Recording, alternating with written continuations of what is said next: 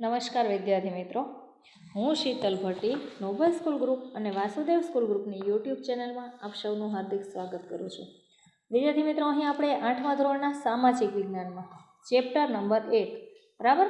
હવે આપણું બીજું સેમેસ્ટર છે એ અહીંયા શરૂ થાય છે. આપણે અગાઉ જે કંઈ પણ ભણી ગયા છે એ પહેલા સેમેસ્ટર વિશેની માહિતી મેળવી. તો બીજા સેમેસ્ટરનું પહેલું ચેપ્ટર અને ચેપ્ટરનું નામ છે ધાર્મિક સામાજિક જાગૃતિ. ધાર્મિક એટલે ધર્મની બાબતમાં, સામાજિક એટલે સમાજમાં, અને જાગૃતિ એટલે પ્રચાર કરવો.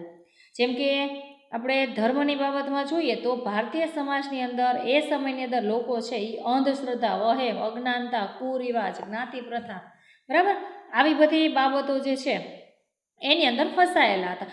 અંધશ્રદ્ધા કોને કહેવાય? તો અત્યારે આપણે જોઈએ કે કોઈ પણ વ્યક્તિ છે એ બીમાર પડે તો આપણે દવાખાને જઈએ છીએ. એ સમયની અંદર તો કે કોઈ પણ ભૂત પ્રેત, બરાબર છે, આવા છે એની અંદર એ લોકો માનતા હતા. કોઈ પણ વ્યક્તિ બીમાર પડે તો એને કોઈ પણ ઓલા ભૂવા કે માતાજી કંઈ હોય એની માનતા કરે. એટલે આ રીતે જે અંધશ્રદ્ધા, વહેમ છે એ સમયની અંદર જોવા મળતા હતા. કુરિવાજો એટલે નાની ઉંમરે જ લગ્ન કરી દેવામાં આવતા. તો આ રીતે કુરિવાજો છે એ પણ એ સમયની અંદર જોવા મળતા હતા. તો આપણે ચેપ્ટરની શરૂઆત કરીએ. 19મી સદીમાં ભારતીય સમાજમાં અંધશ્રદ્ધા, વહેમો, અજ્ઞાનતા, કુરિવાજો, જ્ઞાતિ પ્રથા જેવા અનિષ્ટોની ચુંગાલમાં ફસાયેલો હતો. બરાબર છે. એટલે એ જગ્યાએ તમારે નીચે લીટી કરવાની છે. પ્રશ્ન પૂછાય કે ભારતીય સમાજની અંદર 19મી સદીમાં કયા પ્રકારના કુરિવાજો હતા? બરાબર છે. તો એની અંદર અંધશ્રદ્ધા, વહેમો, અજ્ઞાનતા, કુરિવાજો, જ્ઞાતિ પ્રથા જેવા અનિષ્ટોની ચુંગાલમાં ફસાયેલો હતો. બરાબર છે. ત્યાર પછી સંકુચિત અને કૂપમંડુક સમાજમાં સ્ત્રીઓની સ્થિતિ બદતર હતી. એટલે એ સમયની અંદર આપણો સમાજ કેવો હતો? સંકુચિત, એક નાનો એવો સમાજ, અને એની અંદર તો કે જે સ્ત્રીઓ છે એની સ્થિતિ બહુ જ ખરાબ હતી. કે કોઈ પણ સ્ત્રી છે તો એને ઘરને, અત્યારે આપણે જે કોઈ પણ છે કે સ્ત્રીઓ છે એ શિક્ષણ મેળવે છે, બરાબર. એ સમયે તો કે શિક્ષણનું પ્રમાણ પણ એક તો સાવ ઓછું હતું. અત્યારે સ્ત્રીઓ છે એને સમાન અધિકાર, આપણો બંધારણ છે એને સમાન અધિકાર આપ્યો છે કે જો છોકરાઓને શિક્ષણ મળે તો છોકરીઓ છે એને પણ શિક્ષણ મળવું જોઈએ. તો એ સમયની અંદર એક તો આપણે શિક્ષણની અંદર પૂરતા પ્રમાણમાં જાગૃતિ નહોતી, બરાબર. કે લોકો છે, છોકરાઓ છે એને તો ભણાવવામાં આવતા એ મહદ અંશે થોડા ઘણા એ પણ ભણેલા, પણ છોકરીઓ છે એની અંદર શિક્ષણનું પ્રમાણ જ સાવ ન હતું. એટલે સંકુચિત સમાજ અને કૂપમંડુક એટલે નાની ઉંમર હોય ત્યાં છોકરી છે એને લગ્ન કરી દેવામાં આવતા. હવે નાની ઉંમરે એટલે 12-13 વર્ષની હોય ત્યાં છોકરીના લગ્ન થઈ જતા. એટલે આવી સ્થિતિ છે એ આપણા સમાજની અંદર જોવા મળતી હતી. બાળકીને દૂધ પીતી કરવાનો રિવાજ, સતી પ્રથા, વિધવા વિવાહ નિષેધ વગેરે જેવા કુરિવાજો વ્યાપેલા હતા. ક્યાં ક્યાં કુરિવાજો ફેલાયેલા હતા? તો કે બાળકીને દૂધ પીતી કરવાનો રિવાજ. બાળકી એટલે કોઈ પણ નાનું બાળક છે જે છોકરી હોય, બરાબર, અને જન્મતા આવે ખબર પડે કે આ બાળકી છે તો એને દૂધનું ભરેલું વાસણ છે એની અંદર ડૂબાડી દેતા.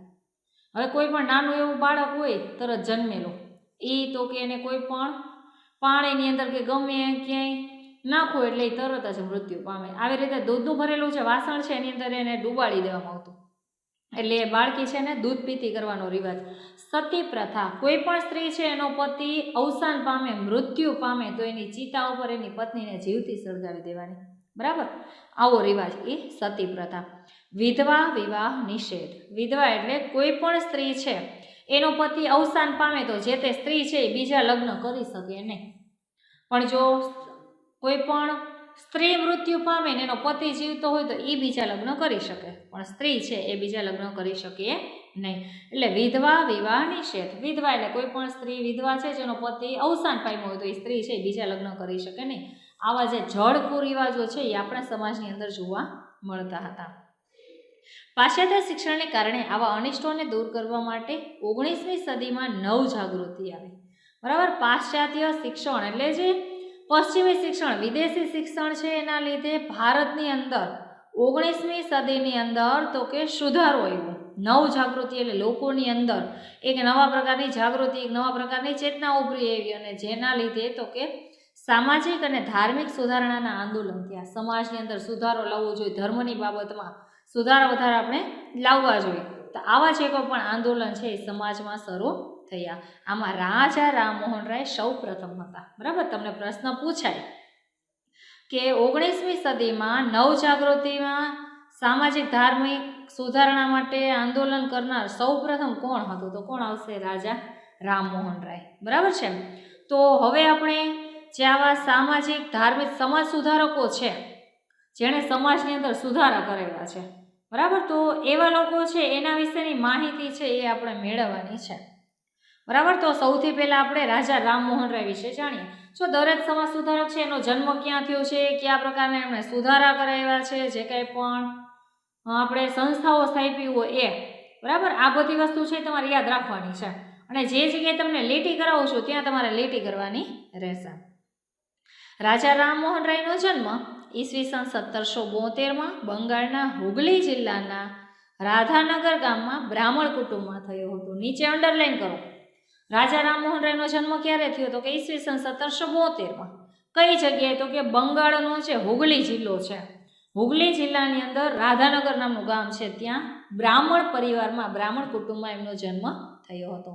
રાજા રામમોહન રાયના લગ્ન બાળપણમાં થયા હતા. બરાબર. રાજા રામમોહન રાય છે એમના લગ્ન તો કે બાળપણમાં, નાના હતા ત્યારે જ એમના લગ્ન છે એ કરી નાખવામાં આવ્યા હતા. વળી તેમના ભાઈનું અવસાન થતાં તેમના ભાભી સતી થયા. બરાબર. એમના ભાઈ છે એમનું અવસાન થાય છે તો એના ભાભી છે અલક મંજરી. બરાબર. રાજા રામમોહન રાયના ભાભી છે એનું નામ છે અલક મંજરી. એને સતી થયા. હવે જો આ બે જે કોઈ પણ કુરિવાજ છે એના ઘરની અંદર જ એને જોવા મળ્યા. ક્યાં? એક તો બાળ લગ્ન અને બીજા સતી પ્રથા. બરાબર. પોતે નાના હતા ત્યાં જ એના લગ્ન કરી નાખવામાં આવ્યા અને એના ભાઈ છે એમના અવસાન થયું તો એના ભાભી છે એ સતી થયા. એટલે આ બે કુરિવાજ પોતે પોતાના ઘરમાં જોવે છે અને એના ઉપરથી પોતે જે કોઈ પણ સમાજમાં સુધારો લાવવા માટે એ પ્રયત્ન કરે છે. બરાબર. આગળ વાત કરીએ. આ ઘટનાએ રાજા રામમોહન રાયને ખૂબ અસર કરી. બરાબર. એમના ભાઈનું અવસાન થાય છે, તેમણે સતી પ્રથા, બાળ લગ્ન, જ્ઞાતિ પ્રથા, બાળકીને દૂધપીતી કરવાનો રિવાજ વગેરેનો ઉગ્ર વિરોધ કર્યો અને એ માટે આંદોલન ચલાવ્યા. નીચે અંડરલાઈન કરજો. પ્રશ્ન પૂછાય કે રાજા રામમોહન રાયે કયા કયા રિવાજ ઉપર ઉગ્ર વિરોધ કરી અને આંદોલન ચલાવ્યા? તો કે સતી પ્રથા. અગાઉ આપણે વાત કરી હતી કે કોઈ પણ સ્ત્રીનો પતિ અવસાન પામે તો એની પત્ની છે એને તો કે એની ચિતા ઉપર સળગાવી દેવામાં આવે. આ કહેવાય સતી પ્રથા. બાળ લગ્ન, નાની ઉંમરમાં લગ્ન કરવા. જ્ઞાતિ પ્રથા, ઉચ્ચ જ્ઞાતિ, નિમ્ન જ્ઞાતિ. બરાબર. તો આવા જ્ઞાતિ વચ્ચે ભેદભાવ. બાળકીને દૂધ પીતી કરવાનો રિવાજ. જન્મતા જ ખબર પડે કે બાળકીનો જન્મ થયો છે તો એને દૂધનું ભરેલું વાસણ છે એની અંદર એને ડૂબાડી દેવામાં આવતી. તો આવા જે કોઈ પણ રિવાજો છે એનો રાજા રામમોહન રાયે તો કે ઉગ્ર વિરોધ કર્યો અને એના માટે એમણે આંદોલનો ચલાવ્યા.